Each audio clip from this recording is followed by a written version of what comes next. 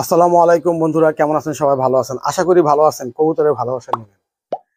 তো অনেক বন্ধুরা বলছেন যে আমরা কবুতরকে কি খাইয়ে ফিটনেস তৈরি করব, আর আমরা কবুতরকে কি খাওয়ালে অনেক দম নিবে খাওয়া সম্পর্কে বা বাদাম সম্পর্কে বলার জন্য ম্যাক্সিমাম প্রশ্নগুলো আসছে বাদাম খাওয়ানো বিষয়টা জানার জন্য। তো বন্ধুরা, আমার হাতে এখন একটা যে কবুতর আছে, এটা হচ্ছে গিয়ে একটা মেল কবুতর। এটা হচ্ছে সাকিবাটির 10 নম্বর পেন্সিল শেপ কবুতর। তো যাই হোক, কবুতর সম্পর্কে যেহেতু বলছি, কবুতরের ফেদার সম্পর্কে দেখাই।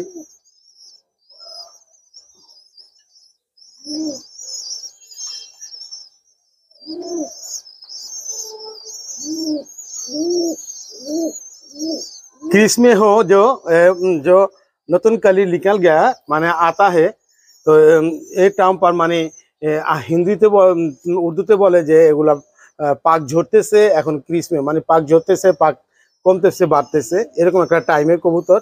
আর খুব ছোট মানের কবুতর। এই আপনাদের শুধু কবুতর দেখাই শুধু কবুতর চিনার জন্য, কারণ আপনারা অনেকেই শুধু খাওয়ার ব্যাপারটা না, চিনার ব্যাপারটা নিয়েও অনেক রকম মন্তব্য সবার। তো এর মধ্যে দুইটা কাজ হয়ে যায়। এই দেখেন, এগুলো এখন ব্রিডিং সেট আপে আছে, ব্রিডিং দিয়ে রাখছি, ব্রিডিং এর খাবারগুলোই খাওয়াই। আর আমি যেটা বলছি যে হ্যাঁ, কবুতর দেখেন, আগে চোখ দেখাই, হয়তো বলবেন সাকিবাটি সাহেবের চোখটা দেখলাম না, সাইডটা লাল আবরণটা আছে এইটাই, আর ঠোঁটটা সরু, আর পায়ের চারিগুলা কালো কিন্তু লম্বা। মিয়ামাজির ব্লাড লাইনের পায়ের চারি ছোট, এটা একটা লম্বা।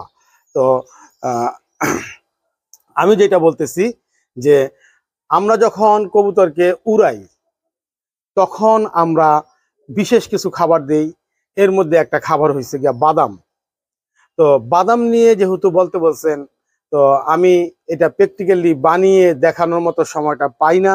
আজকের ভিডিওটা করার জন্য সময় নাই, তারপরেও খুব ঝটপট করতেছে, আমার কাজ আছে। তো যাই হোক, বাদাম আমরা খাওয়াই। আমি কি বাদামটা খাওয়াই আমি অনেক ভিডিওতেও বলছি, আমি কাজু বাদাম। দেখবেন যে দোকানে কাজু বাদাম পাওয়া যায়, এটা শক্তই থাকে, আর একটু শুকিয়ে নেবেন, রোদে ভালো করে শুকাবেন। তারপরে আমাদের যে বাদামটা আছে নর্মাল, আমাদের দেশীয় বাদাম, এটা বাদাম, এই কাজু বাদামটা দিবেন 2 ভাগ, নর্মাল বাদামটা দিবেন 1 ভাগ। আর আছে কাঠবাদাম। তো কাঠবাদামটা একটু শুকলা কালো হয়, হয়, ওই শুকলাটা ছুলে ফেলবেন, তারপরে কাঠবাদামটা শুকাবেন।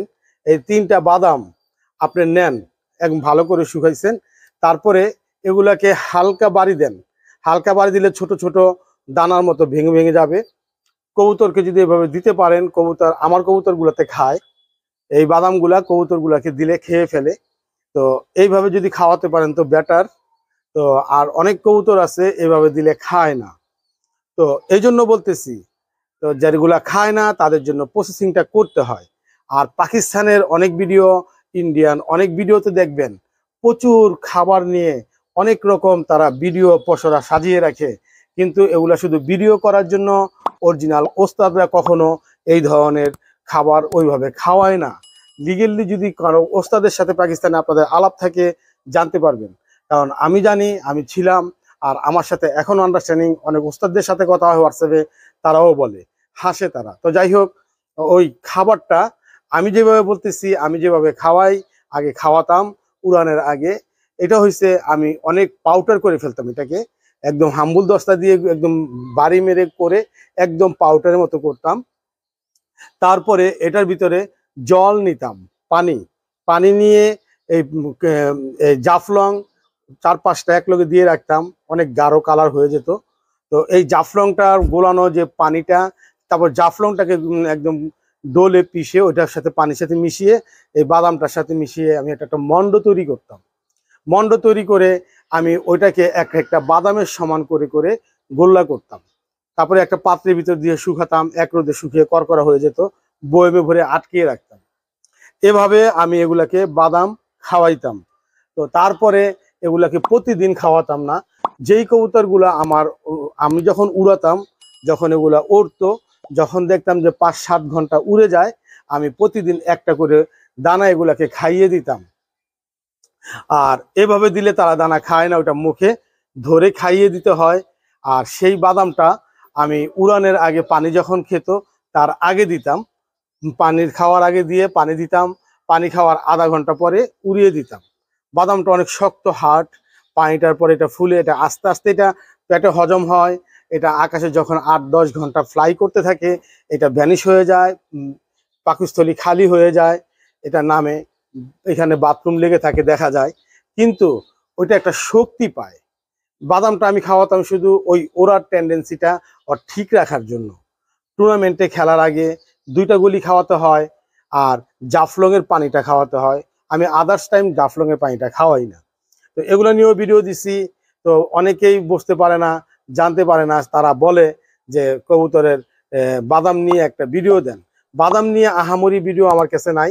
আহামরি আমি বিভিন্ন রকম এই দানা, এই কালিয়া জিরা, কালো কালো কি জানি বলা হয় এগুলা, হ্যাঁ, জিরা, কালি জিরা, তারপরে বিভিন্ন জিনিস দিয়ে পোষরা সাজিয়ে তারা বানায়।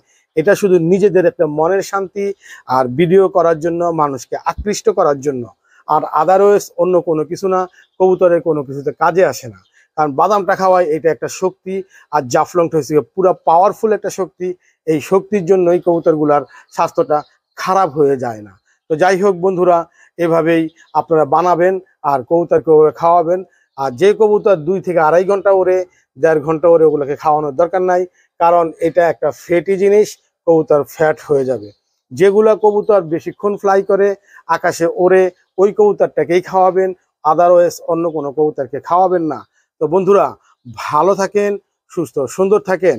আরেকটা কথা বলে দেই, কবুতর উড়ানের খাবারের চার্টটা আলাদা, ব্রিডিং পেয়ারে থাকা কবুতরের চার্ট আলাদা, আবার আপনার এই বেবি নেওয়ার পরে খাওয়ানোর চার্ট আলাদা। সবগুলা চার্ট যদি আপনি মেনটেন্স করতে পারেন তাহলে অবশ্যই অবশ্যই আপনি ভালো কিছু করতে পারবেন। তো যাই হোক, আল্লাহ হাফেজ, ভালো থাকেন সবাই, আসসালামু আলাইকুম।